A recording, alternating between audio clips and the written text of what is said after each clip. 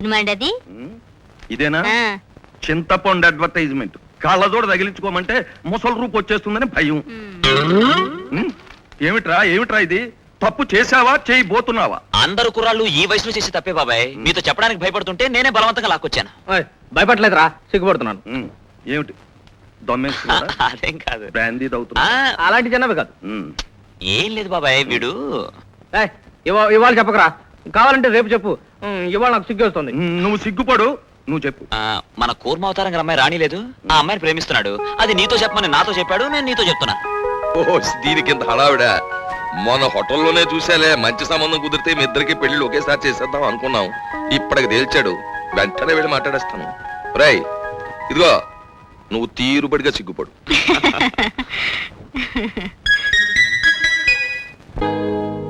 రాము, ఏమిట్రా ఈశ్వరోమని వాలకం? అవతల కూర్మావతారం ఇంటికెళ్ళి శుభకార్యం మాట్లాడుకుందాం అనుకున్నాం కదా. మొహం కడుకుని బయట రెడీ అవు. 5 నిమిషాలు. ఏమిటి, నువ్వు రెడీ అయినా లేక చీరాగిరా మార్చాలా? నేను రెడీగా ఉన్నాను. నీ కోసం స్టేషన్ అంతా గాలించాను రా. ఎందుకు గాలించావురా? నేను నీ కోసం బయలుదేరుతుంటే. నా కోసం ఎందుకు? నువ్వెందుకు వచ్చావు? ఇదిగో శుభలేఖ. పెళ్ళా? ఎవరికి? మా రాణికిరా. ఈ నెల 18వ తారీఖున పెళ్లి నిశ్చయం చేశాను. కట్నం కాస్త ఎక్కువ అనుకో, అయినా ఖాయం చేసేసాను. మీతో చెప్పడానికి టైం లేకపోయింది. మొన్న విజయవాడ మా చుట్టాల ఇంటికి వెళ్ళినప్పుడు పెళ్లి చూపులు మాటలు అన్ని అక్కడే అయిపోయాయి. అందుకే శుభలేఖలతో సహా వచ్చేసాను. చూడు, మొట్టమొదటి శుభలేఖ నీకే ఇచ్చాను. తల్లి లేని బిడ్డ, మీరంతా దగ్గరుండి పెళ్లి జరిపించాలి. అమ్మాయి ఇష్టంతోనే పెళ్లి నిశ్చయించావా? దానికి ఇష్టం లేకపోవడం ఏమిట్రా? హోదా బాగుంటే చాలు, దానికి ఎవడైనా నచ్చుతాడు. అబ్బాయిని చూపించాను, కొన్ని ప్రశ్నలు అడిగింది, సరిగానే సమాధానం చెప్పాడు. అబ్బాయికి అమ్మాయి నచ్చింది, అమ్మాయికి అబ్బాయి నచ్చాడు. బల్లి కూసింది, ఖాయం చేశాను. నేను వెళ్ళొస్తాను. బాబాయ్, అరే ఈ శుభలేఖ భలే ఉంది. నేను కూడా అచ్చం ఇలాగే ప్రింట్ చేద్దాం అనుకున్నాను. ఏమిటి బాబాయ్, ఇప్పుడు ఏం జరిగిందని? ఏదో అనుకున్నాం, జరగలేదు. ఇప్పుడు నేను ఎంత విధవనో మీకు అర్థమైంది కదా. ఆ పిల్లను ప్రేమించినప్పుడు ఒక్క ముక్క ఆ అమ్మాయిని అడగాలి కదా. ఇంకా నయం, పెళ్లికి ముందే తెలిసింది. పెళ్లికి తర్వాత తెలిసినట్టయితే కొంప మునిగిపోయింది. అది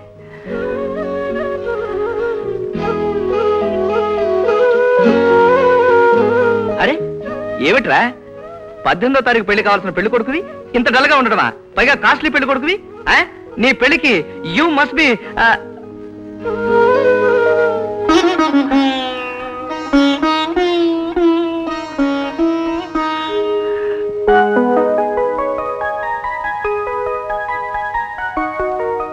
wish you happy married life. Thank you. పెళ్ళైతే చాలా హ్యాపీగా ఉండాలి, కానీ నేను చాలా బాధగా ఉన్నాను. మే ఇద్దరం కలిసి ఈ ఊరికొచ్చాం, ఇద్దరం కలిసి మాస్టర్ గారి అభిమానం పొందాం. కానీ వాడు పెళ్లి చేసుకోకుండా నేను మాత్రం పెళ్లి చేసుకోవడం నాకు చాలా బాధగా ఉంది. రై ఊరుకోరా. ఒకే తల్లికి పుట్టిన బిడ్డలే ఒకడు ఇంజనీర్ అవుతున్నాడు, ఒక డాక్టర్ అవుతున్నాడు. ఒకటి పెళ్లి ఇంట్లో జరుగుతుంది, ఒకటి పెళ్లి గుళ్ళో జరుగుతుంది. అవును బాబాయ్, పెళ్ళంటే గుర్తుకొచ్చింది. రాణి పెళ్లి కదా, మనం మర్చిపోయాం. మనందరం చంపేస్తుంది. పదండి పదండి. రండి. రాణమ్మ గారి పెళ్లి ఆగిపోయేటట్టుందండి. ఎందుకని? కట్ట ఇవ్వలేదని పెళ్లి కొడుకు తండ్రి తిప్పి పెట్టాడు. చాలా గొడవగా ఉందండి. త్వరగా తెలుసండి. అయ్యా, మీరు అడిగిన ₹1,00,000 కట్నం ఇచ్చాను. ఇప్పుడు మరో 50,000 తెమ్మంటే ఎక్కడి నుంచి తెచ్చాను? నేను కాబట్టి 50,000 అడిగాను. మరొకడైతే 1,00,000 అడుగుండేవాడు. ముందనుకున్న కట్నం రేటును మార్చడానికి కారణం ఏమిటో చెప్తారా? ఏం లేదండి, ఈ సంబంధం ఒప్పుకునేటప్పుడు మా వాడు ఐఏఎస్ పరీక్ష రాశాడు. రిజల్ట్స్ వచ్చే పాస్ అయ్యాడు. పరీక్ష రాసాక పాస్ అయ్యాక ఒకటే రేట్ అంటే ఎలా చెప్పండి? అందుకని 50,000 పెంచాను. ఏమిటండి ఇది? ఇదేమన్నా కాయగూరల వ్యాపారం అనుకుంటున్నారా? ఈ విషయం 1 రోజు ముందే చెప్పచ్చు కదా. అప్పుడు చెప్తే ఒప్పుకుంటారు ఏమిటి? ఇప్పుడైతే పేట్ల మీద పెళ్లి ఆగిపోతుంది కాబట్టి ఎంత అడిగినా ఇస్తారు. ఏ మిస్టర్, ఏమండి? నువ్వు ఐఏఎస్ చదివావా? పాస్ అయ్యానండి. మరి మీ నాన్న అలా అర్థం పర్థం లేకుండా పిచ్చి పిచ్చిగా మాట్లాడుతుంటే సమాధానం చెప్పమే. నేను తల్లిదండ్రుల మాట జవదాటనండి. తల్లిదండ్రుల మాట జవదాటమని నేను చెప్పలేదు, కానీ కట్టుకోబోయే భార్య అంతకంటే ముఖ్యం. మా నాన్న చెప్పిన రేట్ ఇచ్చి తాళి కట్టించుకోమనండి, అంతకన్నా నేను బాగా చూసుకుంటాను. సిగ్గులేదు జన్మకి. చూడండి, నాకు 4 రోజులు గడివిస్తే నాకు మిగిలిన ఆ ఇంటిని అబ్బాయి పేరు రాస్తాను. అలాగా? మరి చెప్పరే, ప్లేడర్ని పిలిపించి దస్తావేజులు రాయించండి. అవునవును, గవర్నమెంట్ రూల్స్ ఎప్పుడు ఏ క్షణాన్ని ఎలా మారుతాయో ఎవరూ చెప్పలేం. అందుకని ఎప్పుడు పనులు అప్పుడు జరగడమే చాలా మంచిది. ముహూర్తానికి ఇంకా 2 నిమిషాలు కూడా టైం లేదు. అవన్నీ ఇప్పుడే జరగాలంటే ఎలాగండి? మేం కోరినవన్నీ మా చేతికి అందిన ముహూర్తమే మంచి ముహూర్తం అండి. ఏమండి, ఇంతమంది జనం ముందు ఒక ఆడపిల్ల జీవితంతో బేరాలాడడం ఏమన్నా బాగుందా? ఆయన ఇస్తానంటున్నాడు. ఏమి ఇవ్వక్కర్లేదు. ఇలాంటి చేతకాని వ్యక్తిత్వం లేని ఐఏఎస్ ఆఫీసరే కాదు, ఏ ఆఫీసరైనా నాకు అక్కర్లేదు. మీ తండ్రి కొడుకులిద్దరూ ఏదైనా సంత చూసుకుని చింతపండు వ్యాపారం పెట్టుకోండి. Get out. ఏం పిల్లాయ్ ఎగురుతున్నావు? ఇక్కడి నుంచి మేము కదిలేమా నీ జీవితంలో నీకు పిలవదు. ఈ ప్రాంతంలో మా పలుకుబడి ఏమిటో తెలుసా? తెల్లారేసరికి ఇండియా అంతా ప్రచారం చేస్తాను, గుర్తుంచుకో. చాలా సంతోషం. మీది అంత పెద్ద పలుకుబడి కలిగిన కుటుంబమా? అసలు ఆ పిల్లకి పెళ్ళే కానివరా? ఎవ్వరిని కట్టుకోవడానికి రానివరా? సరే, అలాగే కానివ్వండి. ఒరేయ్, నువ్వుండు. ఇలా చూడండి, ఇప్పుడే ఇక్కడే మీ బంధువుల సమక్షంలోనే రాణి పెళ్లి జరిపిస్తారు. తమ బిడ్డకు కట్నమించి పెళ్లి చేయడానికి తల్లిదండ్రులు బాధపడడం లేదు. తమకున్న సర్వస్వాన్ని తాకట్టు పెట్టి మరీ చేస్తున్నారు. ఆ సహాయతను అసరాగా తీసుకుని ఒక ఆడపిల్ల జీవితాన్ని వేలం పాట పాడుతుంటే చూస్తూ ఊరుకోమంటావా? ఒరే కూర్మం, ఈ వేళ ఇది అడిగారు, రేపు ఇంకోటి అడుగుతారు. తీసుకురాకపోతే దాన్ని నెత్తి మీద పెట్రోల్ పోసి తగలబెట్టరనేమి నమ్మకం? డబ్బు కట్టలతో చేసేది పెళ్లి కాదురా, మంచి మనసు యోగ్యత చూసి చేసేది పెళ్లి. ఆ బాధ్యత నన్ను తీసుకోమంటావా? ఈ పరిస్థితుల్లో నాకు చావడం కన్నా వేరే గత్యంతరం లేదు.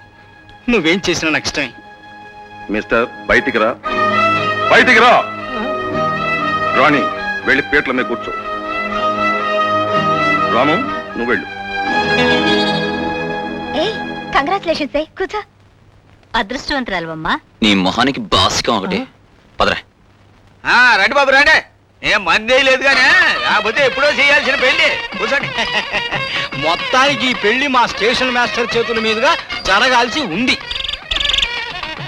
తెలుసులేవే, నువ్వు ముందే చెప్పావని. పెళ్లి అయ్యే వరకు ఇంకేం అరకు. మాంగళ్యతంతునా నేనా మమ జీవన హేతునా కంఠే భద్రామి శుభగే తుంజేవ శరదాం శతం. ముందు మీరు ఈ పాలు తీసుకోండి. ఓహో, ఈ పాలను తాగేసి గ్లాసును బోర్లించే కంటే ఈ శోభనం పాలతో కొత్త బిజినెస్ స్టార్ట్ చేస్తే ఎలా ఉంటుందన్న ఆలోచన. శోభనం పాలతో బిజినెస్ ఏమిటండి? ఈ పాలలో సుగంధ ద్రవ్యాలు కలిపి బాదం పప్పు, పిస్తా పప్పు వేసి శోభనం దంపతుల స్పెషల్ అని పబ్లిసిటీ ఇచ్చి గంగా జలాన్ని సీలివేసి అమ్మినట్టుగా ఈ శోభనపు పాలను వెండి డబ్బాలో సీలివేసి అమ్మామనుకో, అమృతాంజనం అంత ఫేమస్ అవుతుందని నా నమ్మకం. అయినా అన్ని రోజులు పాలు విరిగిపోకుండా ఎలా ఉంటాయండి? విరిగిపోతే పెరుగవుతుంది. అప్పుడు శోభనం పెరుగు, శోభనం మజ్జిగ, శోభనం మిగడ, శోభనం వెన్న, శోభనం కోవాని మొత్తానికి ఏదో విధంగా ఉపయోగించుకుంటారు. కొన్నాక పారేలేరుగా. అయినా మన ఫార్ములా చాలా స్ట్రాంగ్ లే, అంత తేలిగ్గా విరిగిపో. ఆవులింతతో కలిసిన నీ నవ్వు ఎంత అందంగా ఉందో తెలుసా? ఏమండి, కొంప తీసి నా నవ్వును కూడా రికార్డ్ చేసి క్యాసెట్స్ గా అమ్ముతానంటారా? ఓహో, నన్ను పెళ్లి చేసుకుని ఇంకా ఫస్ట్ నైట్ కూడా కాలేదు, అంతలోనే బిజినెస్ మైండ్ వచ్చేసింది. ఇంకా అది ఇది.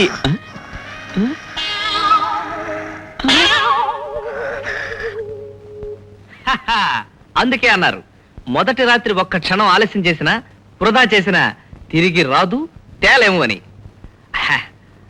అవును, ఇంకా హీరోయిన్ రాలేదేమిటబ్బా? ఇదేమిటి? శోభనం పెళ్లి కూతురు పాల గ్లాసుతో కదా రావాలి. పక్కుచ్చుకొచ్చి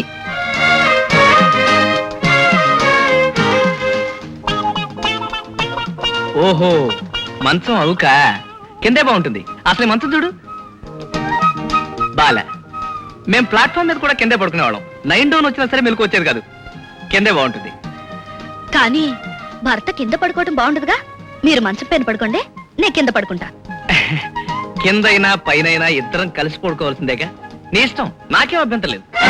కానీ నాకు అభ్యంతరం ఉంది. మీరు అర్థం చేసుకుంటానంటే చెబుతాను.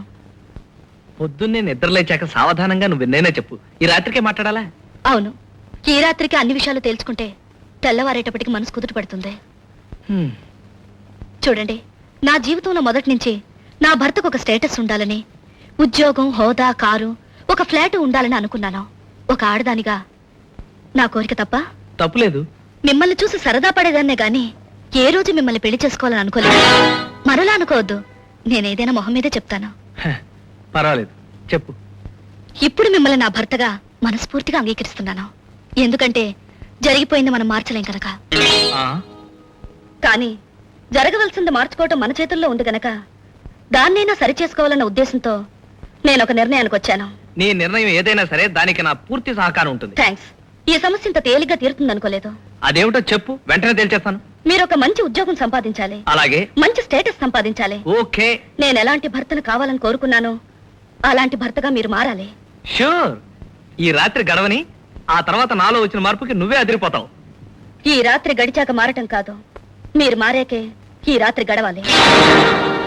మీకు ఉద్యోగం వచ్చేదాకా ఈ గదిలో మీరు నేను కేవలం స్నేహితులం, భార్యాభర్తలం మాత్రం కాదు. ఇందులో తప్పేమీ లేదండి. 100% కరెక్ట్. సంసారంలో పడ్డామనుకోండి, సాధించవలసిన దాని మీద దృష్టి ఉండదు. ఈలోగా పిల్లలు పుట్టి సంసారం పెరుగుతుంది, అప్పుడు కరువు వస్తుంది. ఉన్న తెలివితేటలు కూడా ఆకలి మంటల్లో మాడిపోతాయి. అందుకని సంసారానికి కావలసినవన్నీ తీర్చిదిద్దుకుని జీవితాన్ని ప్రారంభించామనుకోండి, తృప్తిగా ఉంటుంది. Good night, good night, good night, good night, good night, good night, good night.